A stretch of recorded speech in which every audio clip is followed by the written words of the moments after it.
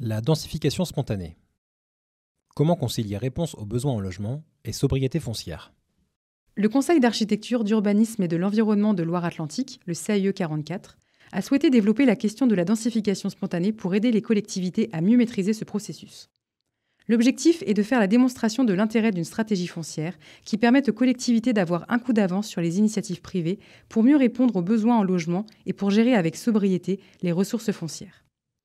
Le propos à suivre, d'une durée d'un quart d'heure, présente tout d'abord ce qu'est la densification spontanée, ensuite pourquoi il faut s'y intéresser, et enfin comment une collectivité peut agir. Commençons donc par définir ce qu'est la densification spontanée. Il existe plusieurs définitions de la densification douce ou spontanée. En voici une, inspirée de celle donnée par la DDTM de la Loire en 2015. La densification spontanée est un mode de production de logements qui s'appuie essentiellement sur des initiatives de particuliers encadrées par la collectivité dans le cadre de son plan local d'urbanisme. Ce processus, qui s'opère hors des opérations d'ensemble, touche actuellement aussi bien les villes que les quartiers ruraux, les quartiers anciens que les zones pavillonnaires. Aujourd'hui, la densification urbaine se fait soit par le biais d'opérations d'ensemble. Nous entendons par opération d'ensemble une opération d'aménagement dont la cohérence est garantie par le fait qu'elle s'organise dans le cadre d'un projet global, soit par le biais d'initiatives privées dispersées, au coup par coup, que l'on appelle la densification douce ou spontanée. La densification douce ou spontanée s'opère principalement sous forme d'habitat individuel en lot libre de constructeurs, mais aussi sous forme de logements collectifs. Elle se rencontre aussi bien dans les quartiers pavillonnaires que dans le cœur des bourgs ou des cœurs de ville. Parmi les synonymes de douce, il y a bienveillant, bon, gentil. Cela confère une connotation rassurante. Quelque chose de doux ne peut être, à première vue, que positif. Cependant, au regard des bilans qui ont été faits sur la densification douce, certains impacts sont discutables. La densification spontanée peut produire le pire comme le meilleur. Au terme de densification douce, nous préférons au CAIE de Loire-Atlantique celui de densification spontanée, qui paraît plus neutre. Voyons maintenant pourquoi il faut s'intéresser à la densification spontanée. Il s'agit d'un processus important qui constitue une réponse partielle à la demande en logement et qui agit sur la ressource foncière des collectivités. Cette ressource se raréfiant, il est nécessaire de comprendre les mécanismes en œuvre pour mieux les maîtriser. Afin de comprendre ces mécanismes, rappelons, pour commencer, le contexte. Un contexte départemental dynamique. Une forte attractivité qui entraîne une augmentation importante du nombre d'habitants. La Loire-Atlantique connaît une très forte attractivité. La croissance démographique s'y fait 2 fois plus vite qu'à l'échelle nationale. Chaque année, ce sont de l'ordre de 16 500 nouveaux habitants qu'il faut loger sur le département. Aujourd'hui, 70% de la croissance démographique s'explique par le solde migratoire. En 2023, la Loire-Atlantique compte environ 1,4 million d'habitants. Pour 2050, les projections sont de l'ordre de 1,7 à 1,9 million d'habitants. Ces chiffres placent la Loire-Atlantique en 4e position d'attractivité au niveau national. Une évolution de la taille des ménages qui modifie les besoins en logement. Parallèlement, il est observé une évolution de la taille des ménages, qui trouve 2 explications principales. Premièrement, le desserrement des ménages. Quand, en 1975, un ménage comptait en moyenne 3 personnes, il en comptait 2,17 en 2020. Deuxièmement, le vieillissement de la population. Les 60 ans et plus représentaient 21% de la population en 2009. Ils atteindraient 28% à l'horizon 2034. Une très forte demande en logement. La combinaison de ces phénomènes, l'attractivité d'une part et l'évolution de la taille des ménages d'autre part, conduit de manière générale à une très forte demande en logement, avec une demande encore plus forte en petits logements, tels que les studios T2, T3, ainsi qu'en logements locatifs, notamment sociaux. En parallèle, le constat est posé que le parc de logements existant est en partie sous-occupé. En 2020, alors que 62% des résidences principales disposent de 4 pièces ou plus, 65% des ménages sont composés de 2 personnes au maximum. Un cadre réglementaire national qui dicte la sobriété foncière. Ce contexte départemental s'inscrit dans un cadre national marqué par l'objectif zéro artificialisation nette. Le ZAN trouve ses raisons d'être dans la prise en compte des 9 limites planétaires. Il s'agit de 9 seuils que l'humanité ne doit pas dépasser pour continuer à vivre dans un écosystème sûr. Un écosystème sûr doit, entre autres, préserver la biodiversité, notamment par le biais du maintien de continuité écologique de sols de pleine terre, assurer l'accès aux ressources locales comme l'eau ou l'alimentation, Limiter et s'adapter au dérèglement climatique en agissant pour la sobriété et la décarbonation énergétique. Une équation complexe qui s'impose à tous. Ce contexte nous place collectivement face à des injonctions qui peuvent sembler contradictoires ou qui constituent pour le moins une équation complexe.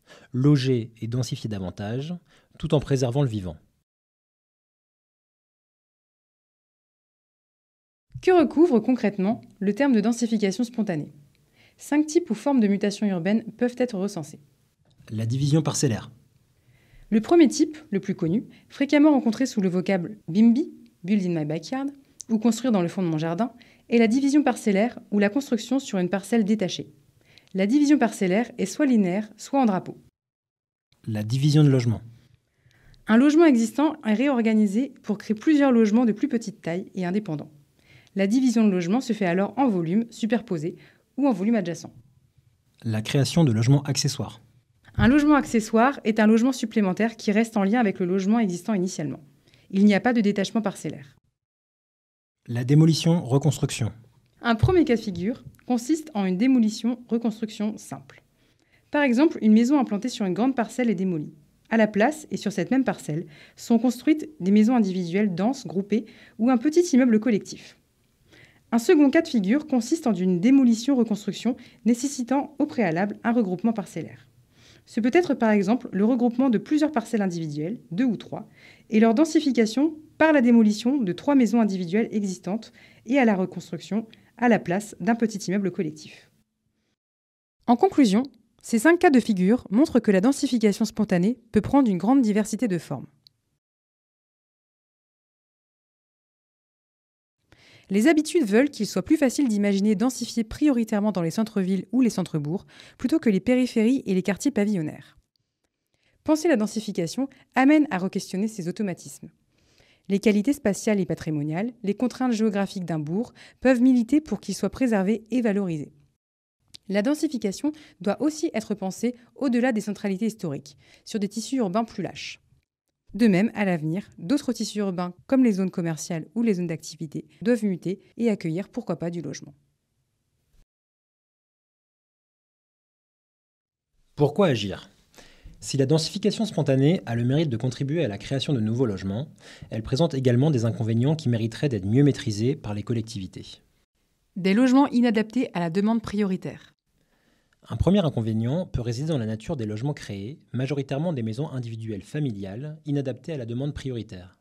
En effet, la production de logements par densification spontanée est généralement le fait d'un propriétaire privé, motivé par une logique de gain financier qui va vers le mode opératoire le plus simple, à savoir la division parcellaire.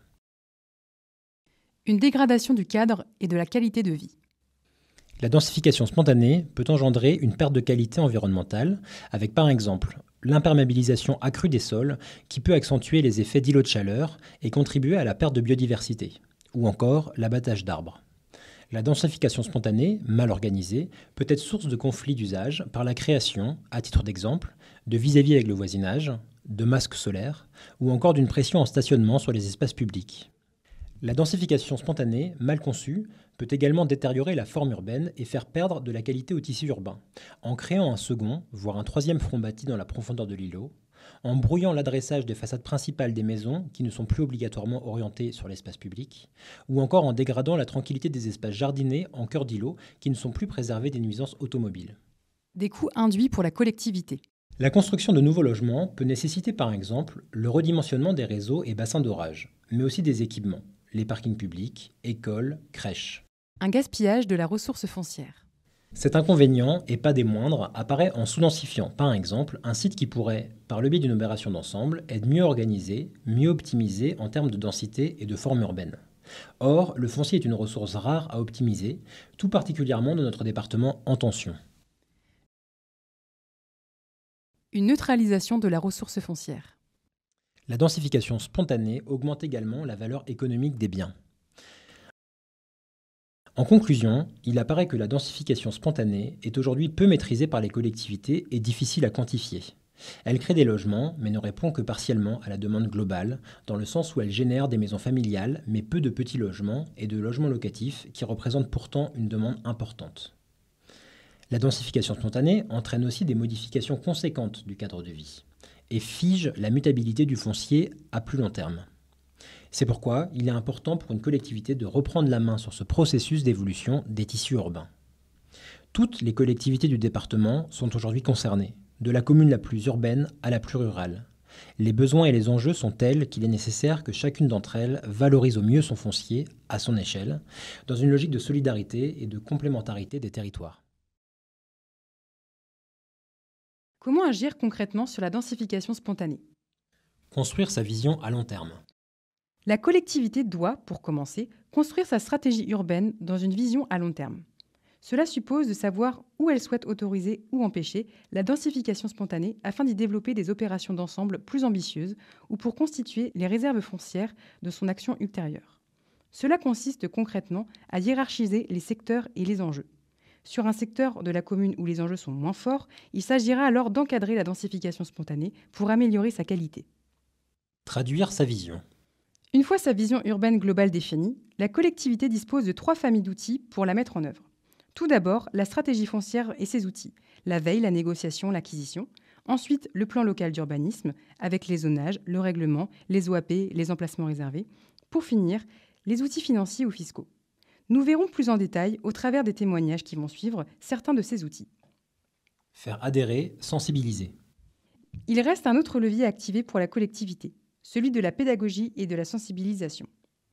Pour que sur le terrain, les projets attendus par la collectivité sortent avec la plus grande fluidité possible, il est important de s'assurer de la bonne compréhension des motivations de l'action publique par l'ensemble des acteurs du territoire et notamment par les propriétaires fonciers privés. Il s'agit de communiquer, que ce soit par le biais d'articles de presse, de chartes, d'expositions. Les outils potentiels sont nombreux. En conclusion, la densification spontanée donne ainsi aux collectivités matière à réfléchir.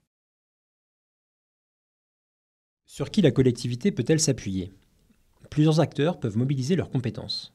Si nous faisons une première liste non exhaustive, il est possible pour une collectivité de solliciter les intercommunalités, l'établissement public foncier de Loire-Atlantique, le CEREMA, l'agence d'urbanisme de la région nantaise, l'agence d'urbanisme de la région de Saint-Nazaire, Loire-Atlantique Développement, par l'intermédiaire de la direction du renouvellement urbain et du CAE de Loire-Atlantique, la direction départementale des territoires et de la mer, le département de Loire-Atlantique, les bailleurs sociaux ou encore des partenaires privés. Les témoignages et la table ronde qui suivent vont permettre de mieux cerner le champ d'action des uns et des autres. En conclusion, alors qu'il était question au début des années 2010 de BIMBY et de construire dans mon jardin, peut-être est-il temps aujourd'hui de passer à l'étape suivante qui pourrait être construire en préservant des jardins communs. Pour cela, il est nécessaire d'élaborer des stratégies foncières qui permettront aux collectivités d'avoir un coup d'avance sur les initiatives privées pour mieux répondre aux besoins au logement et pour gérer avec sobriété les ressources foncières.